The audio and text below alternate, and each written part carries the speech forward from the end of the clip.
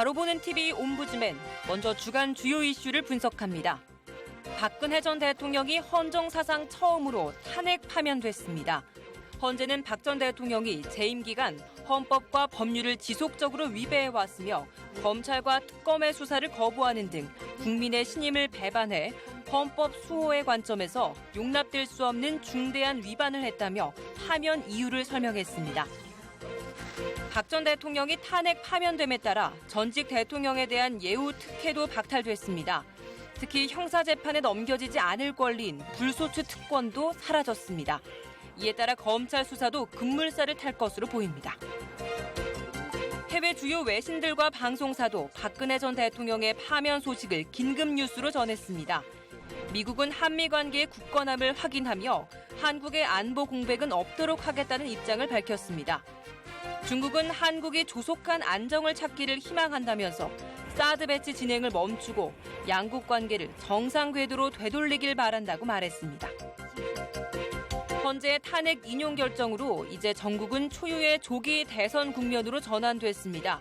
60일 내에 치러야 할 대선 국면이 본격 펼쳐지면서 문재인 대세론이 탄핵 전처럼 유지되느냐 여부가 최대의 관심사로 떠오르고 있습니다. 안녕하십니까. 바로 보는 TV 옴부즈맨 이승준입니다. 지난주 연합뉴스TV에선 헌법재판소의 박근혜 대통령 탄핵 결정과 각국의 반응 등을 발빠르게 전했는데요. 오늘은 뉴스 리뷰 뉴스 13 명품 리포트 맥을 살펴본 이정훈 시청자 평가원의 의견 함께 해보겠습니다. 먼저 뉴스 리뷰에 대한 모니터 내용부터 만나보시죠.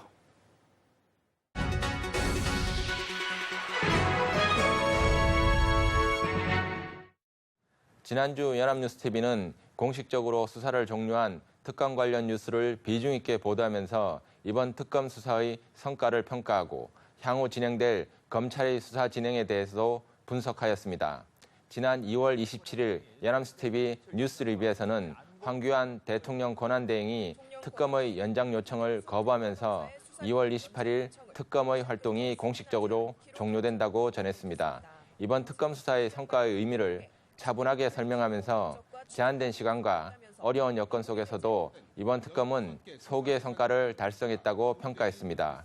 또한 이번 특검의 한계와 향후 검찰 수사의 절차에 대해서도 알기 쉽게 설명하였습니다.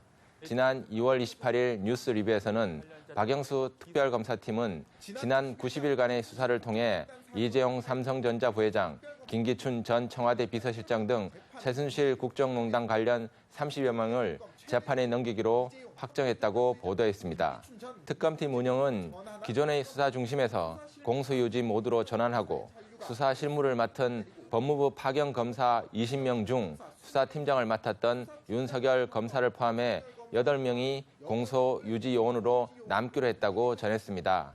지난 3월 1일 뉴스 리뷰에서는 최순실 씨의 공소장에 박근혜 대통령이 삼성으로부터 받았거나 받기로 한 뇌물이 모두 433억 원에 달한다고 적시되어 있다고 보도했습니다. 특검은 삼성전자가 최순실 씨의 독일 법인 비덱스포츠와 맺은 213억 원 규모의 컨설팅 계약을 모두 뇌물로 판단했고 삼성 계열사가 미르 K스포츠재단에 출연한 204억 원, 삼성전자가 한국동계스포츠영재센터에 준 후원금 16억 2천만 원 등도 제3자 뇌물죄로 규정했다고 보도했습니다. 지난 2일 뉴스 리뷰에서는 종료된 특검 수사를 이어받아 수사하게 된 검찰은 수사팀의 규모와 구성을 논의하고 있다고 보도하면서 검찰 수뇌부는 기존의 수사를 맡았던 검찰특별수사본부를 재편하는 데 무게를 두고 있다고 전했습니다.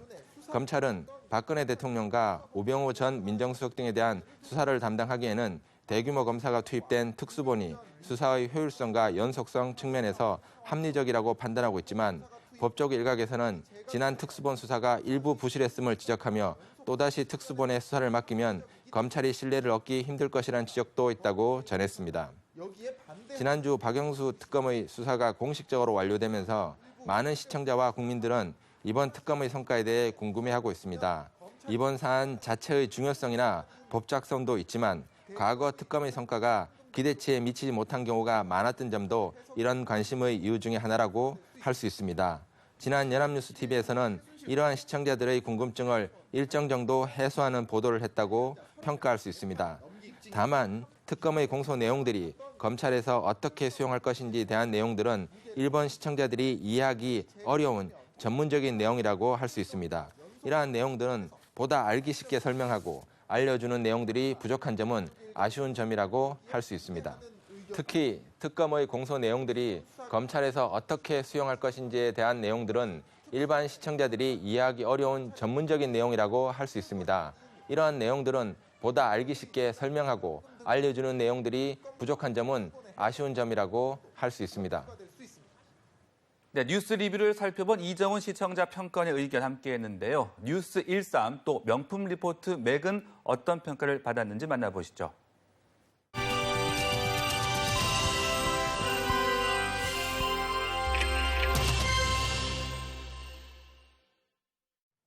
지난주 연합뉴스TV는 사드의 국내 배치에 대한 중국 정부의 일련의 보복 조치가 공개적으로 나타나고 있다고 전하면서 관련 분야 전문가들을 초대해 현 상황에 대한 해석과 정부 차원의 대응 방안 등에 대해 논의하였습니다.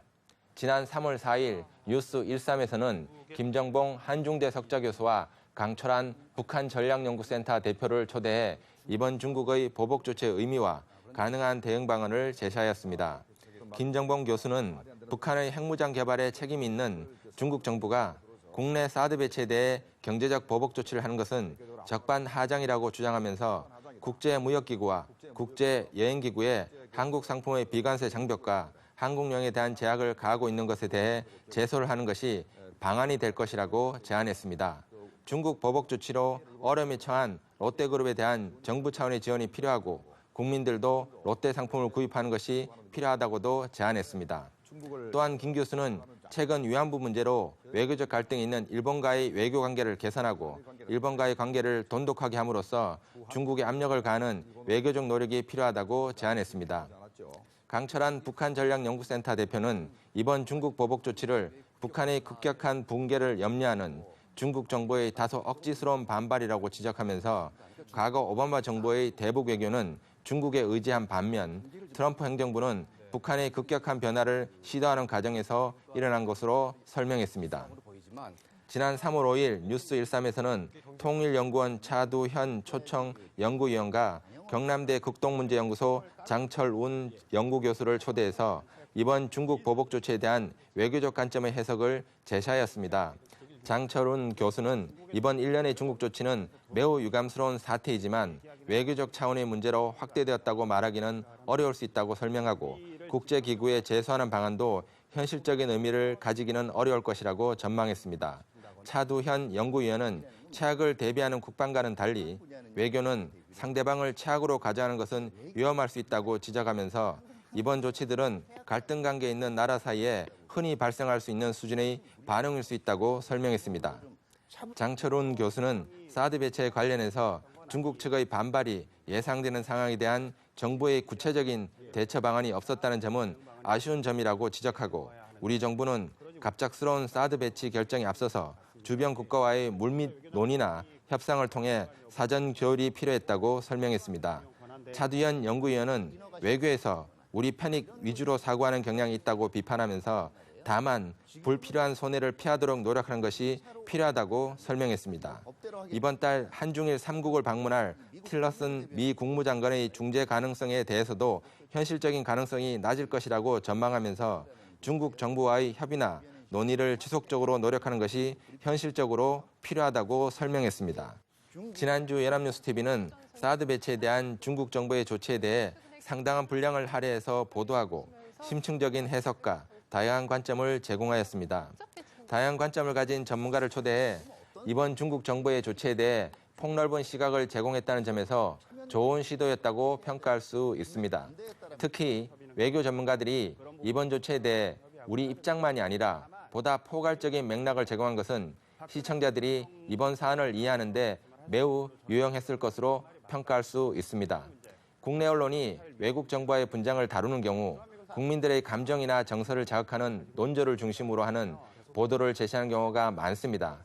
지나치게 사대적인 정서를 대변하거나 지나치게 극단적인 행동을 주장하는 경우들이 있는데 이러한 접근이 실제로 국익에 긍정적이지 않을 뿐만 아니라 국민들이나 시청자들이 사안의 사실관계를 파악하는데 더 어려운 경우가 많습니다.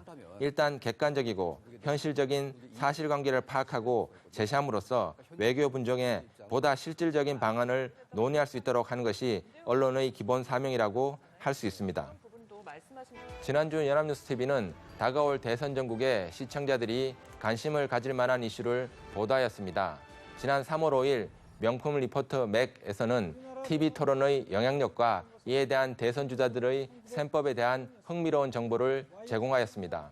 국내 대선에서 TV 토론이 도입된 것은 불과 20년 전인 1997년이었고 1992년 대선 때 YS의 거부로 무산되었다고 대선 TV 토론의 기원을 설명했습니다.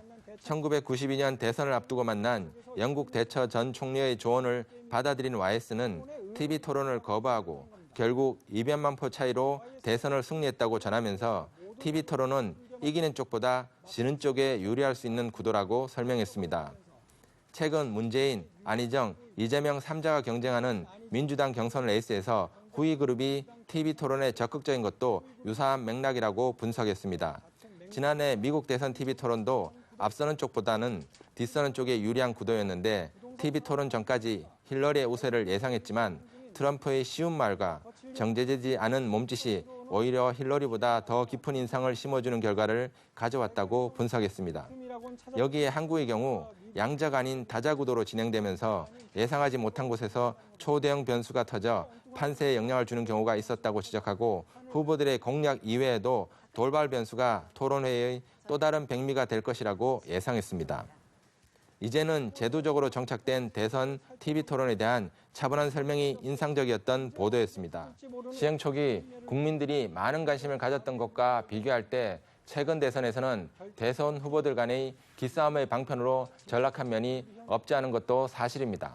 하지만 대선 TV 토론은 여전히 대통령을 선택하는 과정에서 일반 시청자들에게 유용한 정보를 줄 수 있는 매우 중요한 정치적 절차라는 점에서 한번 주의를 환기하는 노력은 매우 시기적절했다고 할 수 있습니다.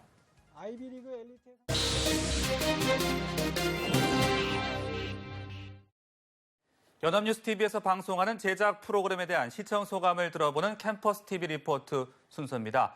지난주 제작 프로그램을 모니터한 중앙대학교 사회학과 김성호 학생 나와 있습니다. 안녕하십니까? 안녕하세요. 네, 지난주에 어떤 프로그램 살펴봤습니까? 네, 저는 지난 3월 5일에 방영한 성공 다큐 정상의 서다를 모니터했습니다. 50년간 3대째 구두약으로 기업을 일군 업체를 소개했는데요. 과거부터 오늘이 있기까지 이 기업이 지켜낸 기업가 정신을 알 수 있었습니다. 그럼 자세한 모니터 내용 지금부터 전해드리겠습니다.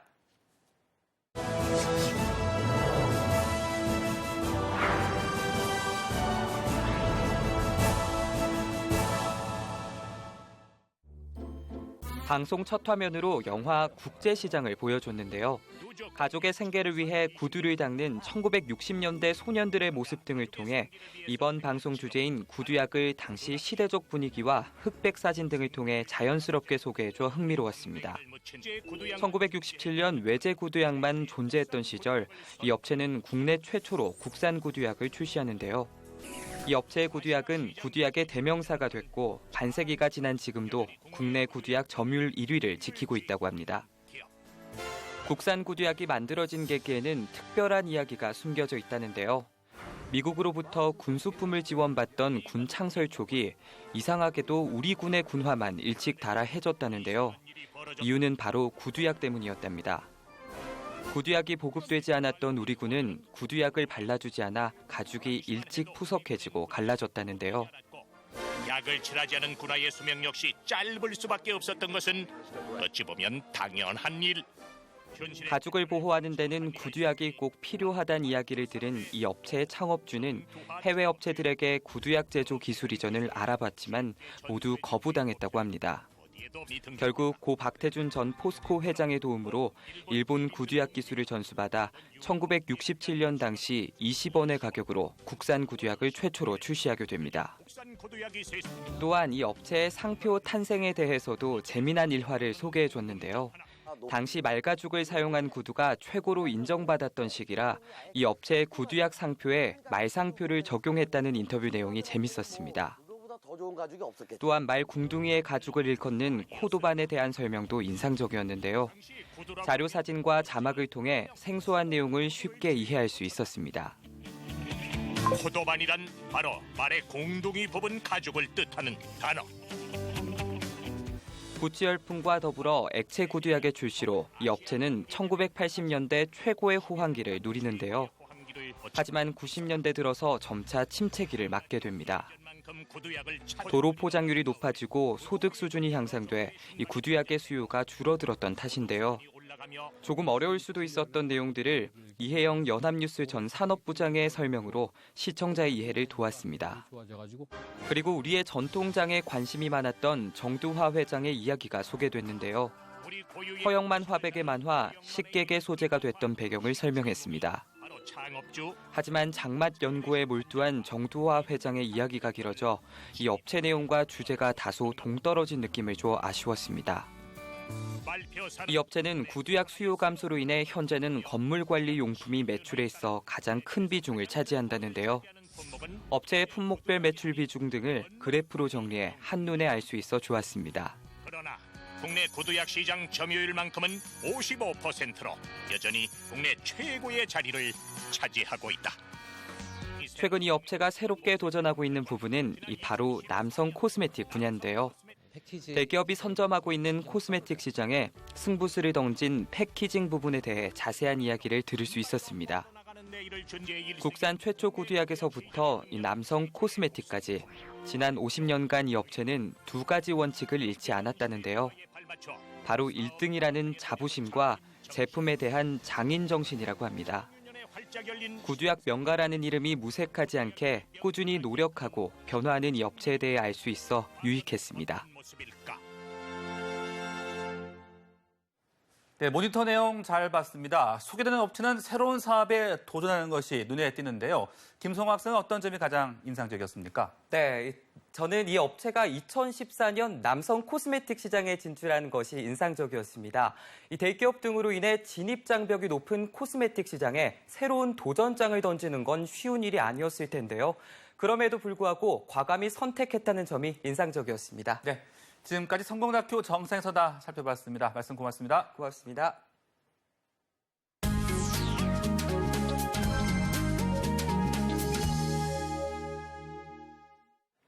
지난 10일 헌법재판소는 재판관 8명 전원 일치로 박근혜 대통령을 파면 결정했습니다.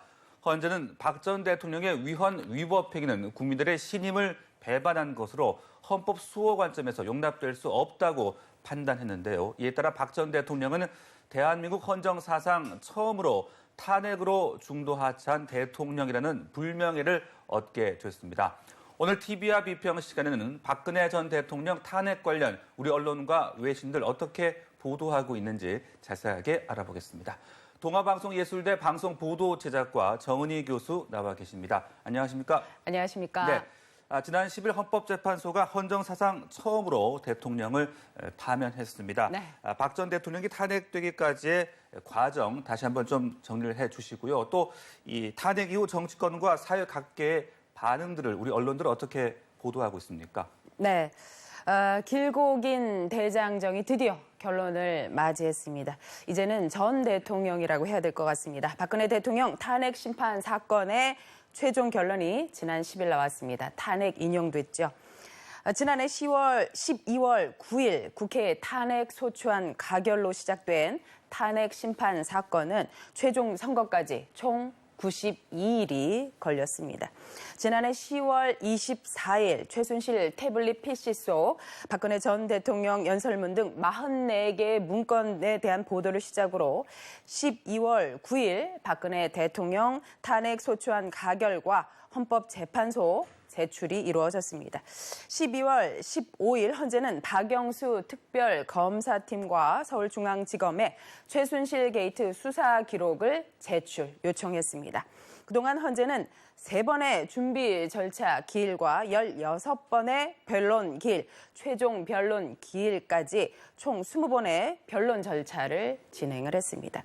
3월 6일 박영수 특별검사가 국정농단 사건 최종 수사 결과를 발표했고 3월 10일 드디어 탄핵 심판 선고가 이루어졌습니다.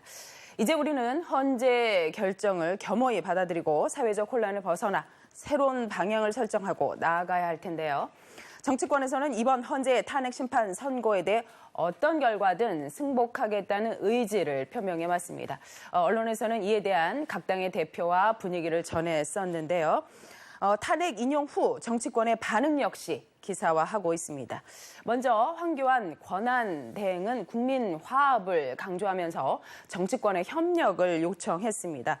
정세균 국회의장은 탄핵 인용 이후 대통령 탄핵이라는 초유의 사태를 겸허히 받아들이고 새로운 대한민국을 위해 힘을 모아야 한다면서 정치권은 탄핵 결과를 강 건너 불구경해서도 또 정치적 셈법을 위해 활용해서도 안 된다고 강조를 했습니다. 또한 내심 기각을 기대했던 자유한국당은 기자회견을 통해 책임을 통감한다고 밝히면서 더 이상 집권 여당이 아니며 헌재의 결정을 겸허히 받아들이겠다는 입장을 나타내고 있습니다. 추미애 더불어민주당 대표는 헌재가 역사적 결정을 통해 국가 이성이 살아있음을 알렸다면서 이제는 새로움을 채워나가야 한다는 내용의 성명을 발표했습니다. 박지원 국민의당 대표는 국민의 승리라고 평하면서 국민의당은 청와대 압수수색을 요청했습니다. 정병국 바른정당 대표 역시 국민통합과 개헌을 주도하는 역사적 소임을 다하겠다는 의지를 표명했는데요. 이에 대해서 앞다투어 기사화되고 있습니다. 네.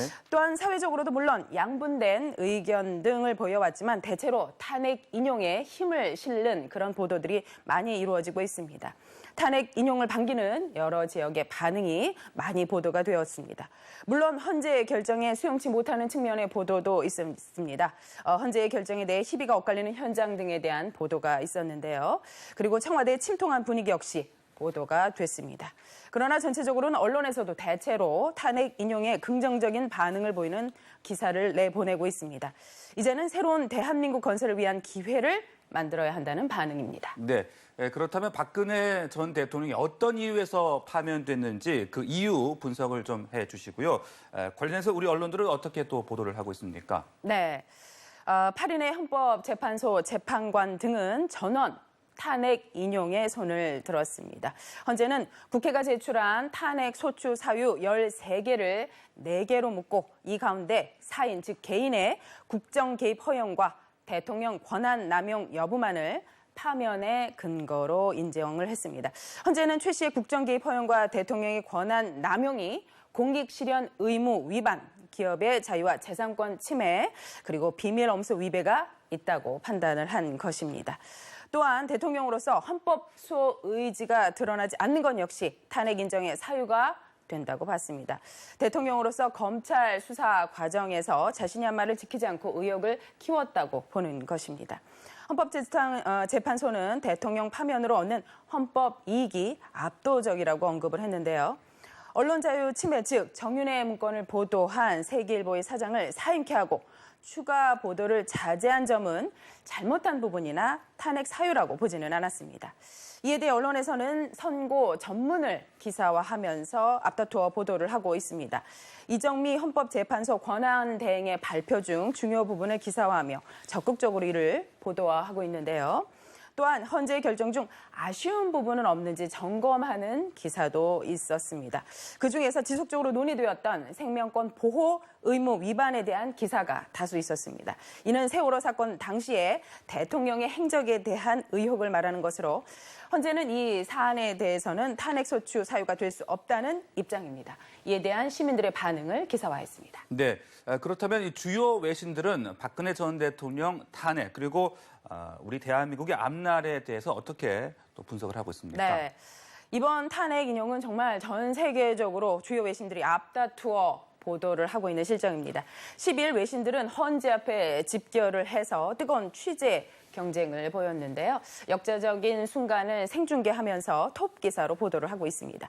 미국, 일본, 영국 외신 등은 일제 이날의 상황을 자세히 보도하고 또 중국 CCTV 등도 최순실 사태와 박 대통령의 일생까지 조망하는 보도를 했습니다. AP를 포함한 외신들은 첫 여성 대통령이면서 독재자의 딸이라는 표현으로 박 대통령의 몰락을 보도했고요. 아랍권 알자지라 방송 역시 박근혜 대통령 해고라는 제목의 보도를 했습니다. 특히 CNN은 심판의 날이라는 제목으로 11회 분위기를 전하면서 박아웃이라는 표현으로 헤드라인을 잡았습니다. 미국 언론들은 북한의 잇따른 도발과 긴장된 상태 속에서 출현할 다음 정권에 대해 관심을 보였습니다. 미 공영방송 NPR은 디지털 통신이 그녀를 몰락시켰다면서 최순실 태블릿 PC 보도에서부터 이 사건이 시작됐다라고 언급하고 있습니다. 뉴욕타임스는 다음 정권은 박근혜 정부와는 좀 다른 북한 노선을 걷는 그 정권에 관심이 쏠릴 것으로 전망을 했습니다. 워싱턴 포스트는 청와대와 연루된 부패의 규모를 언급하고 최순실 사태에서 서민들을 분노케 했다는 보도와 함께 문재인 후보가 강한 우세를 보이고 있다는 언급도 했습니다. 월스트리트 저널은 북한과 중국의 더 동조적인 지도자가 선출될 것이라는 전망을 했습니다. 한편 AFP는 박근혜 대통령의 행위는 민주주의와 법치주의를 심각하게 훼손했다고 언급했고 BBC는 박근혜 대통령이 운명과 마주했다면서 기소될 수 있다고 언급하고 있습니다. 탄핵 관련 시위 소식과 또 최순실 사태, 이재용 부회장의 구속 사건까지 연이어 보도를 하고 있습니다. 일본에서도 비상한 관심을 보였는데요. NHK, TV 아사히 등은 생중계를 하며 이날의 분위기를 전했고요. 요미우리 신문, 아사히 신문 등은 한국 헌정 사상 대통령 파면은 처음이라고 전하고 있습니다. 블룸버그와 CNBC는 이번 탄핵 인용이 경제에 미칠 영향을 언급하고 있습니다. 그러나 외신들은 주로 한국의 민주주의가 진화하고 있다고 평가를 하고 있습니다. 그렇군요. 네. 이제는 우리 사회의 양분된 갈등을 슬기롭게 잘 봉합해야 할 때가 아닌가 싶습니다. 맞습니다. 그 어느 때보다 언론의 역할이 중요할 텐데요. 네. 대통령 유고 상태인 엄중한 시기인 만큼 네. 바람직한 우리 언론 보도 태도 짚어주시죠. 네. 우리는 기나긴 혼란 속에 있었습니다. 양분된 갈등에 국내외적으로도 심각한 상황에 직면해 있는 것은 사실입니다. 그러나 분명 한 단계 더 성숙한 시민사회로 가기 위한 기간이었을 것입니다. 이 기회로 우리는 좀 더 현명한 시민으로 거듭날 것이며 정치도 한 단계 성숙할 것이라고 생각이 됩니다. 우리는 얽혀있던 매듭을 하나씩 풀어가야 할 텐데요. 이러한 상황에서 언론의 역할은 매우 중요해 보입니다.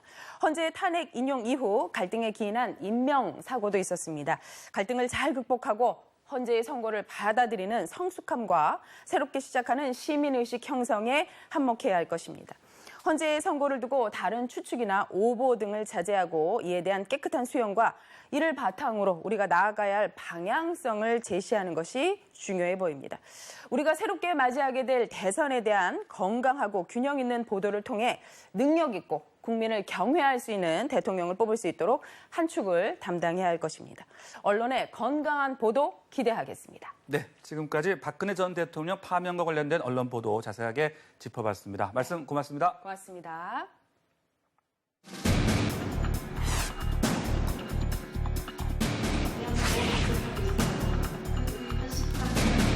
피청구인 대통령 박근혜를 파면한다.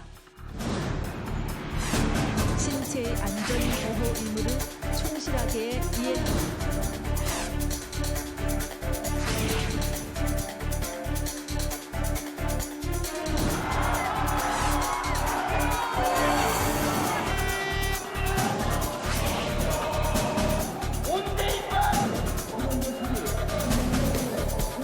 결정하는데 헌법과 그렇다면 국회의 탄핵 소추 강행.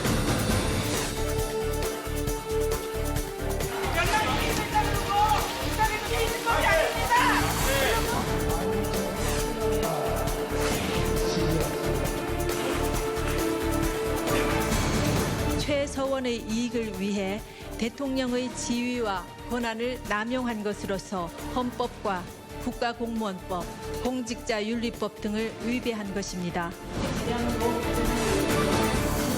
탄핵 소추 강행 절차에 헌법이나 법률을 위배합니다. 대통령이든 그 누구이든지 간에 모든 국민은 법 앞에 평등하다는 이 국민 주권주의와 법치주의를 확인한 판결이다 이렇게 생각을 하고 있습니다.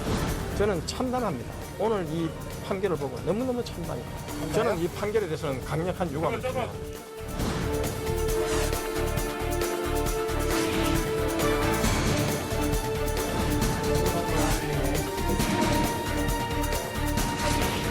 외교, 안보 등 정권 여당이 아닙니다. 국민들이 쌓아올린 대한민국의 국격과 대한민국 국민이라는 자존심을 지키지 못했습니다. 이제 우리 사회 곳곳에 뿌리내린 낡음을 끝내고 새로움으로 채워 나가야 할 때입니다.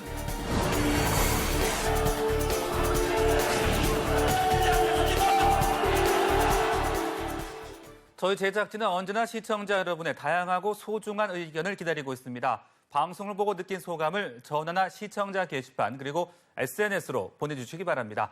바로 보는 TV 옴부즈맨 오늘 방송은 여기까지입니다. 함께해 주신 여러분 고맙습니다.